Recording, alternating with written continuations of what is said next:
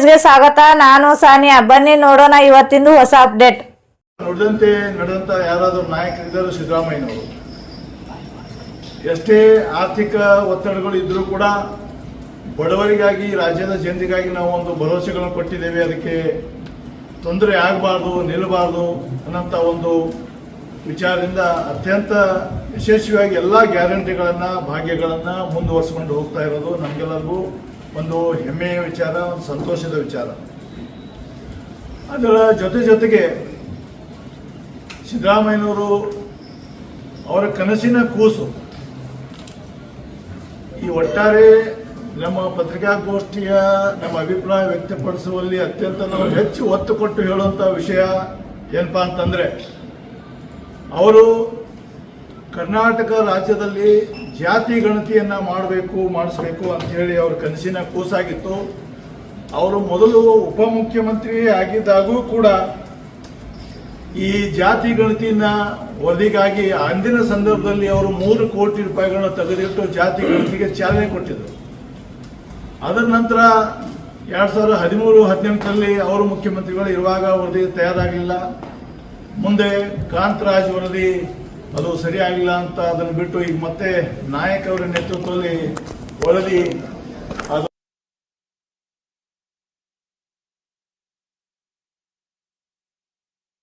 ಆದರೆ ಮಾತ್ರ ಸಾಕಾಗುವುದಿಲ್ಲ.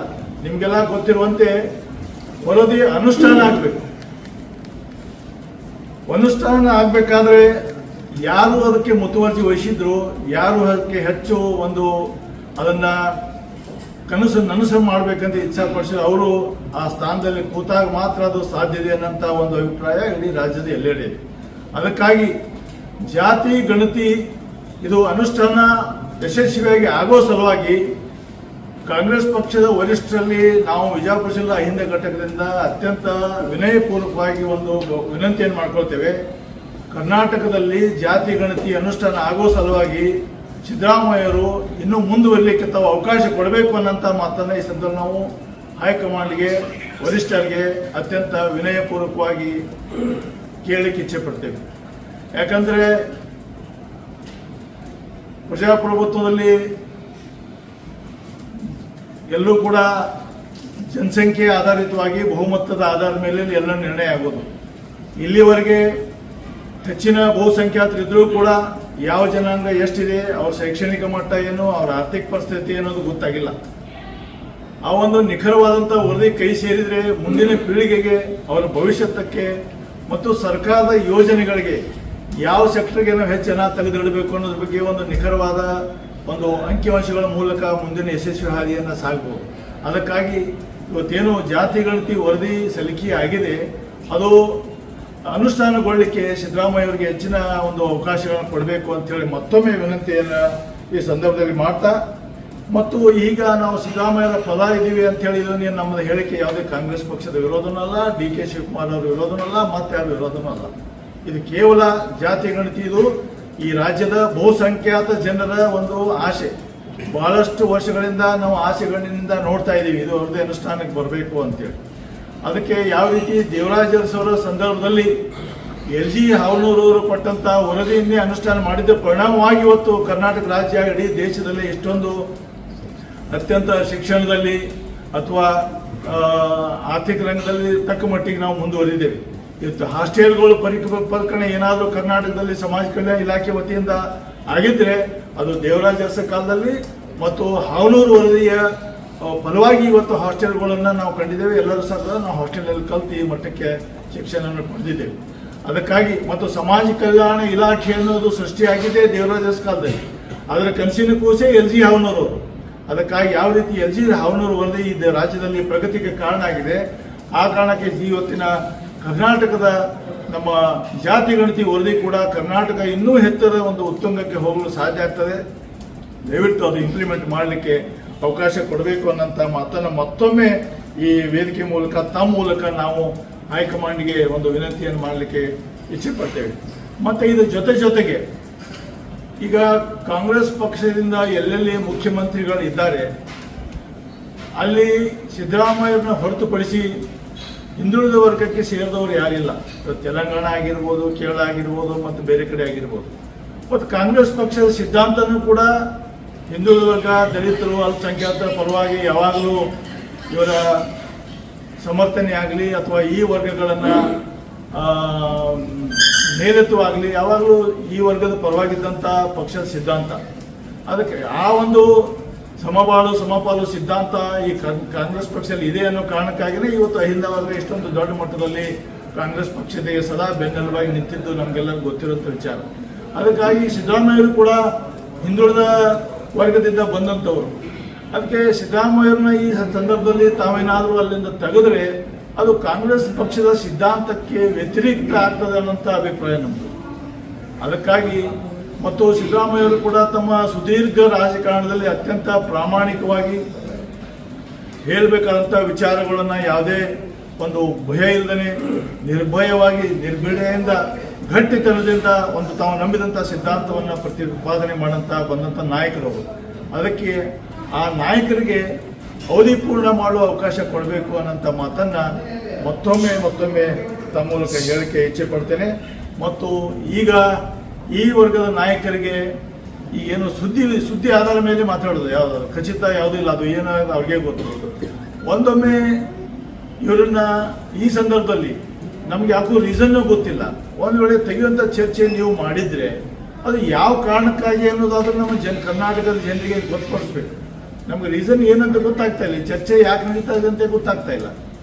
ಯಾವ ಕಾರಣಕ್ಕಾಗಿ ಸಿದ್ದರಾಮಯ್ಯ ಅವ್ರನ್ನ ತಾವು ತೆಗಿಲಿಕ್ಕೆ ಸುದ್ದಿ ಆಧಾರದ ಮೇಲೆ ಮಾತಾಡೋದಾದ್ರೆ ಈ ಚರ್ಚೆ ಯಾಕೆ ನಡೀತಾ ಇದೆ, ಸಿದ್ದರಾಮಯ್ಯ ಅವ್ರನ್ನ ತಾವು ಯಾವ ಕಾರಣಕ್ಕೆ ತೆಗಿಲಿಕ್ಕೆ ಬಯಸ್ತೀರಿ ಅನ್ನೋದನ್ನ ಕೇವಲ ಅಹಿಂದ ವರ್ಗಕ್ಕೆ ಮಾತ್ರ ಅಲ್ಲ, ಅಹಿಂದ ವರ್ಗ ಅಂತ ನಾವು ಬಹಳ ಗಟ್ಟಿತನದಿಂದ ಕೇಳ್ತಾ ಇದ್ದೀವಿ. ಯಾವ ಕಾರಣಕ್ಕಾಗಿ ತೆಗಿತೀರಿ, ಸಿದ್ದರಾಮಯ್ಯ ತಪ್ಪೇನು ಅದನ್ನು ಹೇಳಬೇಕು. ಮತ್ತು ರಾಜ್ಯದ ಜನರಿಗೆ ಕೂಡ ತಾವು ವಿಷಯ ಸ್ಪಷ್ಟಪಡಿಸಬೇಕು, ಯಾವ ಕಾರಣದಿಂದ ತಾವು ಬದಲಾಗ್ತಾ ಇದ್ದೀರಿ. ನಾಯಕತ್ವ ಬದಲಾವಣೆಗೆ ಜನರು ಕೇಳ್ತಾ ಇದ್ದಾರೆ. ಮತ್ತು ಇನ್ನು 2 ವರ್ಷದಲ್ಲಿ ನಾವು ಚುನಾವಣೆಗೆ ಹೋಗ್ತಾ ಇದ್ದೀವಿ. 2 ವರ್ಷ ಚುನಾವಣೆ ಹೊಸ್ತಿಲದಲ್ಲಿ ನಾವು ಇದ್ದೀವಿ. ಈಗ 40% ಸಮಯ ಮುಗಿದು ಹೋಗಿದೆ. ಅದಕ್ಕಾಗಿ ಇದನ್ನ ಈ 2 ಅಂಶಗಳನ್ನು ಸ್ಪಷ್ಟಪಡಿಸಬೇಕು ಅನ್ನೋಂಥ ಮಾತನ್ನ ಈ ಸಂದರ್ಭದಲ್ಲಿ ಹೇಳಿಕೆ ಇಚ್ಛೆ ಪಡ್ತೇನೆ. ಡಿ ಕೆ ಶಿವಕುಮಾರ್ ಅವರ ಬ್ಲಾಗಲ್ಲಿ ಮತ್ತು ಅವರ ಸೋಷಿಯಲ್ ಮೀಡಿಯಾ ಲಿಂಕ್ನಲ್ಲಿ ನಾಳೆ ಅವರು ತೆಲಂಗಾಣ ಮಾಡ್ತಾರೆ ಅಂತಕ್ಕಂಥ ಪೋಸ್ಟರ್ಗಳನ್ನ ನೋಡ್ತಾ ಇದ್ರು.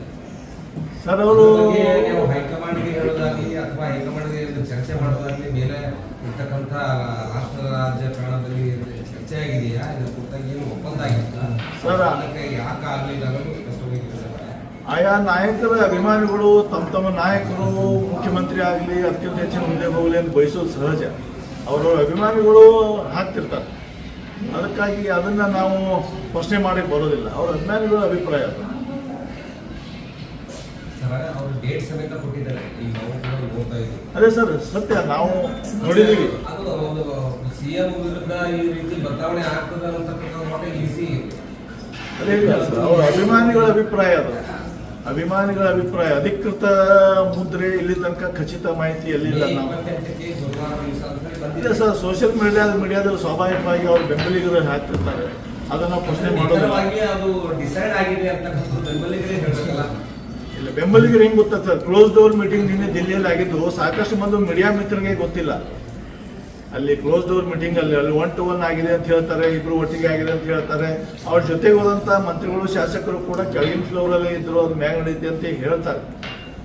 ನಾವು ನಿನ್ನೆ ರಾತ್ರಿ ತನಕ ನೋಡ್ತಿದ್ದೇವೆ, ನಿಮ್ಮ ಎಲ್ಲಾ ಮಾಧ್ಯಮಗಳ ಚಾನಲಲ್ಲಿ ಖಚಿತ ಮಾಹಿತಿ ಆಗಿರಲಿಲ್ಲ. ಎಲ್ಲಾ ಚಾನಲ್ ನಾವು ಮೇನ್ ಸ್ಟ್ರೀಮ್ ಚಾನಲ್ ನೋಡ್ತಾ ಇದ್ದೀವಿ. ಎಲ್ಲ ಅಂತ್ಯಕಂತ್ಯಗಳ ಸಂತೆ ಮೇಲೆ ನಡೀತಾ ಇತ್ತು ಚರ್ಚೆ. ಅದಕ್ಕೆ ಮತ್ತು ಇಲ್ಲಿ ತನಕ ಇಲ್ಲ ಸುದ್ದಿ ಈ 2 ದಿನಗಳಲ್ಲಿ ಅಥವಾ ಈ 24 hours ಅಲ್ಲಿ ಬಹಳ ಜೋರಾಗಿ ಇರೋದ್ರಿಂದ ನಾವು ಇದನ್ನ ನಮ್ಮ ಅಭಿಪ್ರಾಯವನ್ನು ವ್ಯಕ್ತಪಡಿಸುವಂತ ಸಂದರ್ಭ ಬಂತು. ಅದಕ್ಕೆ ತಮ್ಮ ಮೂಲಕ ನಮ್ಮ ಭಾವನೆಗಳನ್ನ, ನಮ್ಮ ಒಂದು ವಿಚಾರಗಳನ್ನ ವ್ಯಕ್ತಪಡಿಸಿದ್ದೀವಿ. ತಾವು ಕೂಡ ಇದನ್ನ ಹೆಚ್ಚಿನ ಒಂದು ಪ್ರಚಾರ ಕೊಡ್ಬೇಕಂತೇಳಿ ಎಲ್ಲ ಮಿತ್ರರಿಗೆ ಅತ್ಯಂತ ವಿನಯಪೂರ್ವಕವಾಗಿ. ಒಂದು ವೇಳೆ ಬದಲಾವಣೆ ಆದರೆ ಅಹಿಂದ ವರ್ಗದ ನಿರ್ಧಾರ ಏನಿದೆ? ಸ್ವಾಭಾವಿಕವಾಗಿ ಅಹಿಂದ ವರ್ಗ ಹೇಳಿದ್ನಲ್ಲ, ಈಗ ಬೇಜಾರಾಗ್ತದೆ. ಯಾಕಂದ್ರೆ ಅಹಿಂದ ವರ್ಗಗಳನ್ನ, ಈ ವಿಚಾರಧಾರೆಯನ್ನ ಎಲ್ಲ ಛಿದ್ರವಾಗಿ ಹೋದಂತ ಎಲ್ಲ ಸಣ್ಣ ಪುಟ್ಟ ಸಮಾಜಗಳನ್ನ ಈ ರಾಜ್ಯದಲ್ಲಿ ಒಂದುಗೂಡಿಸಿದಂಥವ್ರು, ಒಗ್ಗೂಡಿಸುವಂಥವ್ರು, ಅವರಿಗೆ ಒಂದು ಧೈರ್ಯ ತುಂಬಿದಂಥವ್ರು ಸಿದ್ದರಾಮಯ್ಯನವರು. ಅದು ರಾಜಕೀಯ ಅವಕಾಶಕ್ಕೂ ಕೂಡ ಕಾರಣ ಆಯಿತು ಮತ್ತು ಸಾಕಷ್ಟು ಜನರನ್ನ ಆ ವರ್ಗದಿಂದ ಬಂದಂಥ ಜನರನ್ನ ಹುಡುಕಿ ತಮಗೆ ಎಷ್ಟು ಸಾಧ್ಯ ಆದ ಮಟ್ಟಿಗೆ ಅವಕಾಶವನ್ನು ಕಲ್ಪಿಸಿಕೊಟ್ಟಿದ್ದಾರೆ. ಅಹಿಂದ ವರ್ಗ ಬೇಜಾರಾಗ್ತದೆ ಅನ್ನೋಂಥದ್ದು ಇದು ಖಂಡಿತ ಸತ್ಯ. ಇದು ಒಂದು ವೇಳೆ ದಲಿತರನ್ನ ಮುಖ್ಯಮಂತ್ರಿ ಮಾಡಿದ್ರೆ ಸ್ವಾಗತಿಸ್ತೀರಾ? ಅಹಿಂದ ವರ್ಗದವರು ಮತ್ತು ನಾವು ಅಹಿಂದ ನಮ್ಮ ವಿಚಾರಗಳು ಇದ್ದಾಗ ಅದು ನಾವು ಹೈಕಮಾಂಡ್ ನಿರ್ಧಾರ ಅವ್ರು ಯಾರನ್ನು ಮಾಡಿದ್ರು ಸ್ವಾಗತ ಮಾಡ್ತೀವಿ. ಬಟ್ ನಮ್ದು ಅಭಿಪ್ರಾಯ ಸಿಕ್ಕಂಥ ಅವಕಾಶವನ್ನು ಪೂರ್ಣ ಮಾಡಲಿಕ್ಕೆ ಮತ್ತು ವಿಶೇಷವಾಗಿ ನಾವು ಒಂದು ಸಿದ್ಧಾಂತದ ಆಧಾರದ ಮೇಲೆ ಮಾತಾಡ್ತಾ ಇದ್ದೀವಿ. ಏನು ರಾಹುಲ್ ಗಾಂಧಿ ಅವರು ಕೂಡ ಇಡೀ ದೇಶದಲ್ಲಿ ಹೋದಾಗೆಲ್ಲ ಕೂಡ ಜಾತಿ ಗಣತಿ ಪರವಾಗಿ ಮಾತಾಡ್ತಾ ಇದ್ದೀರಿ. ಇಲ್ಲಿ ಕೂಡ ಅನುಷ್ಠಾನ ಆಗಲಿಕ್ಕೆ ಒಂದು ಅವಕಾಶ ಸಿಕ್ಕಿದೆ ಮತ್ತು ಕರ್ನಾಟಕದಲ್ಲಿ ಮೊದಲು ಧ್ವನಿ ಎತ್ತದವರೇ ಸಿದ್ದರಾಮಯ್ಯನವರು. ಅದಕ್ಕೆ ಅದರ ಪೂರ್ಣಾವಧಿ ಪೂರೈಸಿದರೆ ಇದು ಜಾತಿ ಗಣತಿ ಅನುಷ್ಠಾನ ಇನ್ನೂ ಕಾಂಗ್ರೆಸ್ ಬಲಿಷ್ಠ ಆಗ್ತದೆ. ಆಮೇಲೆ ಇಲ್ಲಿ ಕೂಡ ವಿರೋಧ ಪಕ್ಷದ ಗೊತ್ತಿದೆ 28ಕ್ಕೂ ಕೂಡ ಖಚಿತವಾಗಿ ನಾವು ಕಾಂಗ್ರೆಸ್ ಪಕ್ಷನೇ ಅಧಿಕಾರ ಬರ್ತೇವೆ ಅಂತೇಳಿ ಇನ್ನೂ ಒತ್ತಿ ಹೇಳ್ಬೋದು. ಈ ರಾಜ್ಯದ ರಾಜಕೀಯ ಇತಿಹಾಸದೊಳಗೆ ಸಿದ್ದರಾಮಯ್ಯ ಅವರಿಗೆ ಸಿಕ್ಕಷ್ಟು ಅವಕಾಶಗಳು ಬೇರೆ ಯಾರಿಗಾದ್ರೂ ಸಿಕ್ಕಿದಾವ? ಸರ್ 8 ವರ್ಷ ಸಿಕ್ಕಿದೆ ಈಗ ಅವಕಾಶ. ಇಷ್ಟು ಸುದೀರ್ಘಾವಧಿ ಕಾಂಗ್ರೆಸ್ ಇತಿಹಾಸದೊಳಗೆ ಅಥವಾ ಬಿಜೆಪಿ ಇತಿಹಾಸದೊಳಗೆ ಯಾವ್ದಾದ್ರು ಇದೆಯಾ? ಸಿಕ್ಕಿದ ಬಗ್ಗೆ ನಮಗೆ ಸಂತೋಷ ಅಂದ್ರೆ ಹೆಮ್ಮೆನೂ ಇದೆ. ಕಾಂಗ್ರೆಸ್ ಪಕ್ಷಕ್ಕೆ ನಾವು ಆಭಾರಿನೂ ಕೂಡ ಇದ್ದೇವೆ. ಒಬ್ಬ ಹಿಂದುಳಿದ ವರ್ಗ ನಾಯಕನಿಗೆ ಇಷ್ಟೊಂದು ಅವಕಾಶ ಕೊಟ್ಟಿದ್ದೀರಿ. ಬಟ್ ಇದು ಜಾತಿ ವರದಿ ಅನುಷ್ಠಾನಗೊಳಿಸಲಿಕ್ಕೆ ಇನ್ನು ಸ್ವಲ್ಪ ಸಮಯ ಕೊಟ್ಟರೆ ನಾವು ನಿಮಗೆ ಕೊನೆಯವರೆಗೂ ನಿಮ್ಮ ಜೊತೆ ಇರ್ತೀವಿ. Will be thankful to you ಅಂತ ಹೇಳಿ ನಾನು ಈಗಿರೋ ಮಾಹಿತಿ ಪ್ರಕಾರ ಅದನ್ನು ತಗೊಂಡೇ ಅವರು ರಿಸೈನ್ ಮಾಡ್ತಾ ಇದ್ದಾರೆ ಅನ್ನೋದು. ಈಗ ಅದನ್ನು ಕಂಪ್ಲೀಟ್ ಮಾಡಿನೇ ಅವ್ರು ನೆಕ್ಸ್ಟ್ ಸ್ಟೆಪ್ ಇಡೋದು ಕಂಪ್ಲೀಟ್. ಅದೇ ಸರ್, ಅವ್ರ ಮನಸ್ಸಿನಲ್ಲಿ ಏನಿದೆ ಅದು ಇಲ್ಲಿವರೆಗೆ ಬಹಿರಂಗ ಆಗಿಲ್ಲ. ಮತ್ತು ಅವ್ರು ಸ್ವಾಭಾವಿಕವಾಗಿ ಅದ್ರ ಅನುಷ್ಠಾನ ಆಗ್ಬೇಕಂತ ಅವ್ರ ವಿಚಾರ ಇದ್ದೇ ಇದೆ. ಮತ್ತು ಅವರೇ ರೈಸ್ ಮಾಡೋಂಥ ವಿಷಯಗಳನ್ನ ಸರ್ ಎಕ್ಸೆಪ್ಟ್ ಮಾಡಬೇಕು. ಎಕ್ಸೆಪ್ಟ್ ಮಾಡಿದ್ರು ಕೂಡ ಅನುಷ್ಠಾನ ಇಂಪ್ಲಿಮೆಂಟ್ ಇಸ್ ವೆರಿ ಇಂಪಾರ್ಟೆಂಟ್. ಬರೀ ವರದಿ